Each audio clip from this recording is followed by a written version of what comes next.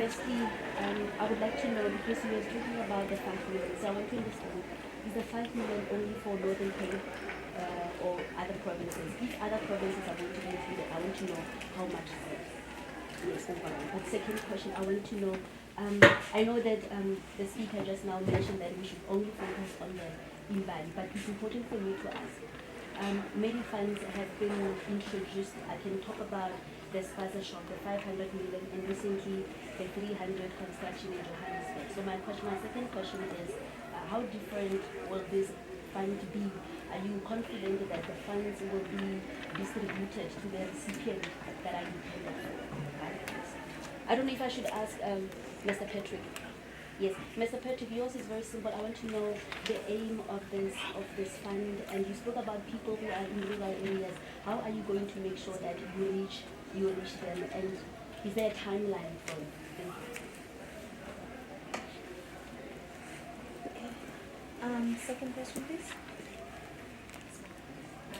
Good afternoon, everyone. My name is Ndabeni. I'm from True Love Magazine. Thank you for holding us the time.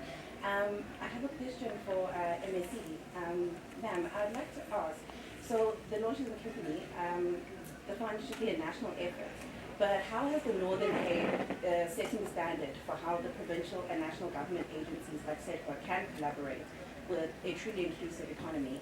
And then my second question for you is, South Africa is at a critical economic juncture. What message does the Imbali For Her Fund send to the broader financial sector about the ROI of investing in women-owned MSMEs? And then I have one last question for our minister over here. Thank you for giving us your time. I'd like to ask, how would the department use the Imbali For Her Fund? How do you measure the success of the fund if we're looking in the next year or 5 years going forward? And how do you want this to impact your legacy as a minister? Thank you very much. Because there's quite a bit of questions, we'll ask Minister to take us first, followed by Mrs. Good morning. Good morning or afternoon. Well, let me start by saying that 300 million rands is for a country program. So it means it's national, it's not only for Mpumalanga. The 5 million rands that we mentioned earlier, we said the cap for each entrepreneur is 5 million rands. Now, of course, we have a responsibility to make sure that we deal with those that have been excluded in the participation in the economy, which means access to capital. If you go to Gauteng, majority have access to capital because that's where it is concentrated. If you go to Western Cape, in particular, Cape Town, again there's concentration. And if you go to KwaZulu-Natal, eThekwini, there's high concentration. This is why we said it's important that we look at the rural provinces. That's where the preference is given. It doesn't mean we will exclude the others that are in the preference but the focus is on the rural provinces. So 5 million rands per entrepreneur, which is the cap. And from that 5 million rands, 40% if you are a normal woman, you are an able woman, 40% of that is a grant. If you are a woman with disabilities, 50% grant. This goes both to financial support and the non-financial support, which is the business development support. Earlier on, as you are asking, how is this one going to be different? This has been different even from design. Unlike the other funds where we would allow just our specialists to do research, whether it's desktop, they will then design the fund. Now we said, let's hear directly from the women. That's why I'm sure you're going to see our increased spending on traveling, because to make sure that we crisscross the country, engage with the women directly to say the different segments of the women that we have. What is that they're in need of? Why is it impossible for them to access the capital in one side? You will recall that during COVID, the President had announced the 500 million grants for entrepreneurs. And then the uptake was what media was complaining about in the entrepreneurs. So one of the gaps in that was the fact that there was no business development support, which means getting entrepreneurs to be ready for funding. Because entrepreneurs, you can't just throw money, because there's certain requirements that must be met. You've got to make people funding ready, the same way you do when you want them to occupy markets. They have these products that they are designing, and therefore they must go and sell. You make the market ready because there's certain compliance measures that they must meet. So the business development aspect of it is what we said it's important, because taking from the engagements with the women entrepreneurs, they said, we need support. We know how to make things, we do have the skill. But in terms of commercializing, this is where we are suffering. You will come and say, we want financial statements, we want this and that. All I know is how to make a dress. All I know is how to do a design or a makeup. That's what I do. I'm an artist. Then you want the business aspect, which is what we are bringing now to say, if you are in this particular sector, if you're in the beauty space, there's certain compliance because you're dealing with skins of people, you're dealing with this and that, therefore your product can harm those people, SABS and all the approvals. Then that's why we said it's both financial and non-financial. On the non-financial support, we then say the cap is 500,000. One of the things that go towards the non-financial support, I made an example with the compliance support, but others say I'm compliant, I have everything, but I don't have access to market. I have put a product that people don't know about it, it's in the shop, but they're not buying it because people don't know. So those market opportunities, this is where the agency steps in, and many other things that they are in need of. So that's what Imbali For Her brings to the women of South Africa, especially at the level that I spoke about, at the smaller level. How is it different from the sponsorship fund? And I'm certain you're asking that question because I have been complaining that the fund is not performing. I know most of you want to portray that as if it's your own. No, it's me bringing that information to say we have announced the 500 million rand fund to meet halfway our sponsorship owners, South African period. Even there we said the priority is for youth-owned and women-owned because we believe that the township economy must be occupied by those segments. Now, what we are experiencing is the challenge of registration, faster registration processes that is aligned with licensing or permitting by the municipalities. Now, this now limits our capability or our ability to roll out more funds because for us to process, we must receive businesses that are approved by the municipality. We are not the licensing authority, the municipality is, which is why we designed some interventions to say, at least let there be a certificate that acknowledges that you have registered, so that this person can apply, because in applying from us, you also apply for compliance. Let's say you are in the food industry, and then you are running your sponsorship, they come and say, this container that you have is not in good health standards. You do not have ventilators, the gas cylinder that you have put is inside, and according to health standards, you're not supposed to have that, it's a hazard. All those things, you're supposed to have a bathroom outside, a sink, and the many other things that they require. Then we step in, which is why the fund, the 500 million, the other component is on infrastructure, the other component is on stock, because you'll be saying, yes, I've started, but I need more stock. Then we provide you that, including the POS merchants. So that's the difference. This one consulted directly, targeting all the women that are qualifying in terms of being tax registered in the rural and township areas, and then the other criteria that is set. The other one, the challenge that makes it not to perform is because the pace is very slow, which is why when we had the LED summit, we then said we are going to intervene from our side in this financial year, as we have engaged municipalities, by ensuring that we procure the e-registration system so that we allow the municipalities to use it. But remember, even if we can procure the system, the council has to adopt that they will use the system. Again, that is something beyond our control, but it's a commitment we've made to say, you are saying you don't have funding for the system. So we are meeting you halfway in order to be able to do the work that you are supposed to do. We are helping municipalities because it impacts on us when sponsorships are not compliant, South African sponsorships. We have an interest of ensuring that businesses are compliant. That's why we are meeting them halfway. The new baby, again, on the construction fund that we recently launched, we're certain that it's going to perform. We are partnering with the CIDB, which is the industry-based body. Already they've been inundated with lots of calls, and of course they've seen frustrations, like you go to certain areas, houses are not complete because the contractor ran out of funds, and many other challenges that they go through, which is why we said, let's make sure that we have them provide this finance so that they can be able to finish or complete the projects, but also provide the business development aspect of it. Just because you're a civil engineer, it doesn't make you a business person. You just have the skill. So we're bringing all of those to say, how do we help businesses in a particular sector to be able to trade the skills that they have in acceptable norms. So we're certain that it's going to perform. It's rolled out through intermediaries, and a small portion will be then inside the agency itself. The chairperson, I think he will talk to, because the next thing you'll be saying, but Minister, you take too long. Your agency takes too long to process the funding. Yes, you are aware. That's why if you had listened last year in the budget vote, I directed the agency to then make sure that they undertake a digital maturity assessment so that they're able to come with the digital system, have other components of the applications automated, just like you will see in banks. Because as things stand, most of the work that is being done is done manually.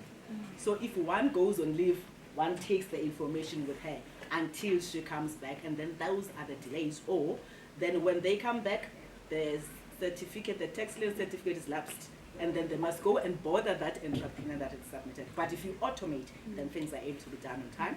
Of course, when the time is right, we will launch the system with yourselves. I know the chairperson has said they have started actually. This fund that we launched today, you can go on the website, you will find it on One SEDFA. One SEDFA is the new platform that I'm talking about. It's the first product that is on board there, which is why we said don't just load everything, so that you allow the system to mature and then people be able to use it. So it's a great story for us to say we are trying to address the challenges whilst we're introducing new products.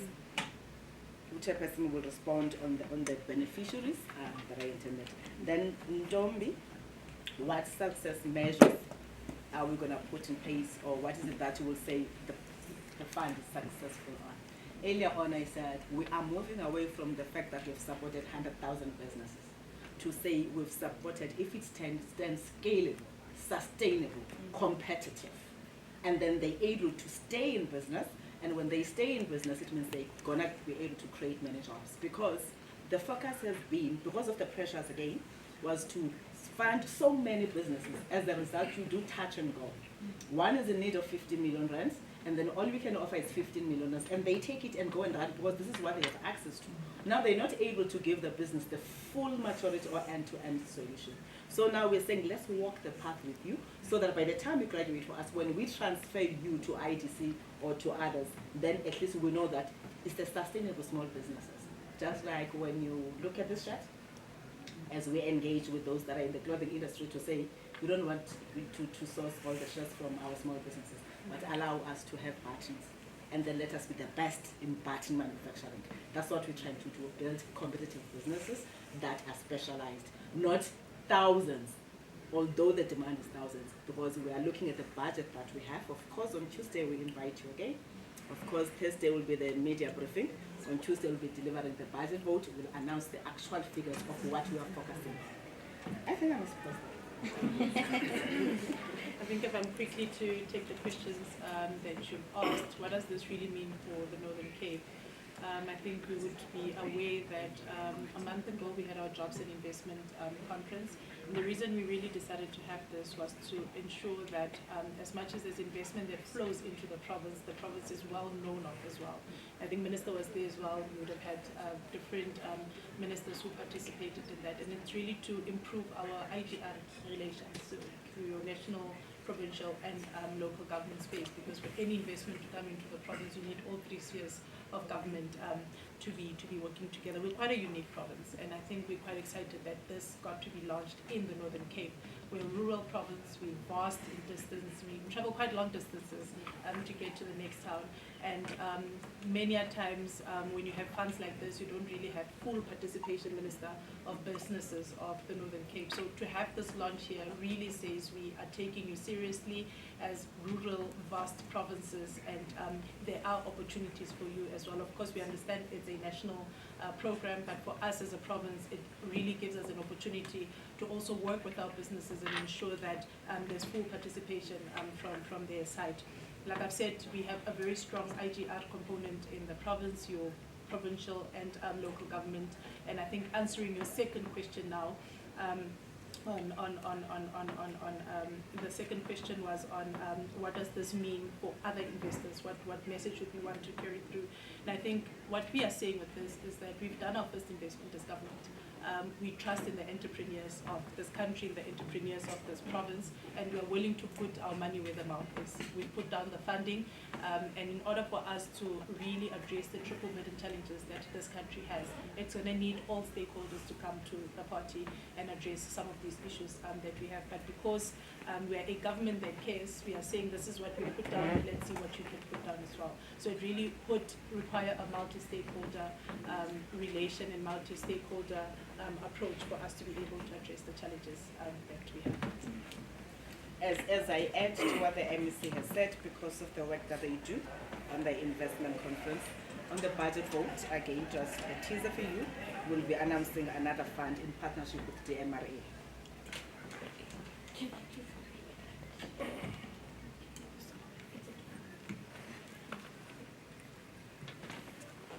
Okay, yeah, thanks very much. On the question of how are we going to reach all these far-flung places in rural areas, earlier in my speech, I emphasized that we have over 50 branches of SEDFA. So it's a branch in every district throughout the country.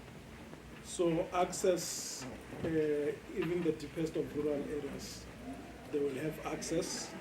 But also, we are moving with times. We have online application, and basically what you need to do is to go to our website.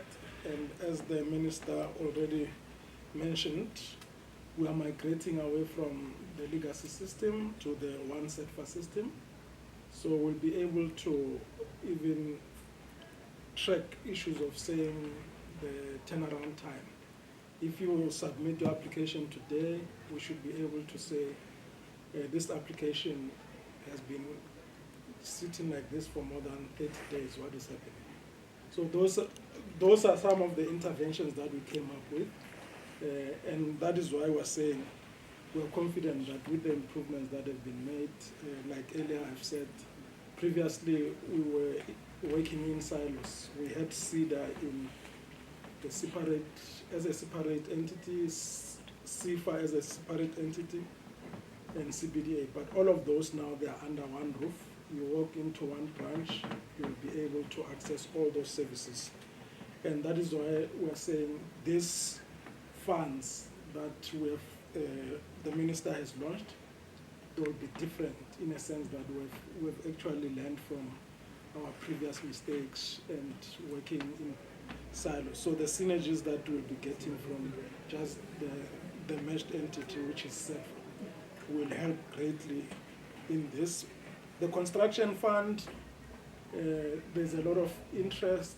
We're inundated because, as you may be well aware, you can't do economic development without infrastructure. So just about everywhere you go, every town, when they're building a road, a school, or a clinic, that is construction. So the minute you announce a construction fund, what it means is that everybody who has been struggling will say, this is what we're looking for. So that is why within that context, we have a lot of interest, but the interventions that we've put in place, like I've said, the issues of saying we have merged, we have so many branches. We're also doing a non-financial support to make sure by the time we actually invest, we've done pre-investment. There's a whole lot of interventions that have been done so that you are ready for that investment. So that, in short, is what we have done to ensure that everything goes according to plan. Thank you. I think maybe if I'm to add, I would have mentioned that the Northern Cape is quite vast, and for such a program to be a success and to ensure that the message reaches even the furthest of rural areas in this province, we will have to play our part as well as the other spheres of government. This is an initiative of the National Department of the Department of small business development. So what we do as well through the small business development minister unit in the department, we have our number of roadshows that we host across the province, and this will be part of the program that we communicate to. But of course, media is also here, and we expect yourselves to also spread the gospel so that every corner of the province and of the country knows about such programs.